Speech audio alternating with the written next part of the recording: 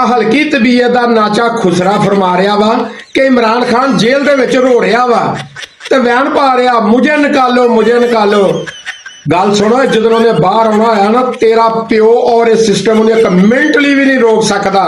ਤੇ ਸੁਣ, ਫਾਰਮ 45 ਦੇ ਮੁਤਾਬਕ ਤੂੰ 6 ਮੇਲ ਆ ਤੇ ਤੈਨੂੰ ਫਾਰਮ 47 ਦੇ ਤਹਿਤ ਮੇਲ ਡਿਕਲੇਅਰ ਕੀਤਾ ਵਾ।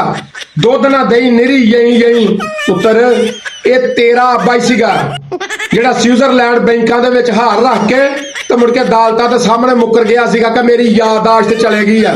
ਕਦੀ ਉਹ ਵੀਲ ਚੇਅਰ ਦੇ ਉੱਤੇ ਬਹਿ ਕੇ ਆ ਜਾਂਦਾ, ਕਦੀ ਐਂਬੂਲੈਂਸ 'ਚ ਲੰਮਿਆਂ ਪੈ ਕੇ ਆ ਜਾਂਦਾ, ਕਦੀ ਸੋਟੀ ਲੈ ਕੇ ਆ ਜਾਂਦਾ ਵਾ। ਇਹ ਤਾਂ ਬੁਗਜ਼ੇ ਇਮਰਾਨ ਦੇ ਵਿੱਚ ਤੁਹਾਡੀ ਸੁਣੀ ਗਈ ਆ, ਵਰਨਾ ਤੁਹਾਨੂੰ ਤਾਂ ਕੋਈ ਮੂੰਹ ਲਾ ਕੇ ਰਾਜੀ ਨਹੀਂ। ਤੁਸੀਂ ਉਹੋ ਹੀ ਸੀਗੇ ਜਿਨ੍ਹਾਂ ਨੇ ਮੁਲਕ ਨੂੰ 2 ਲੱਖ ਕੀਤਾ।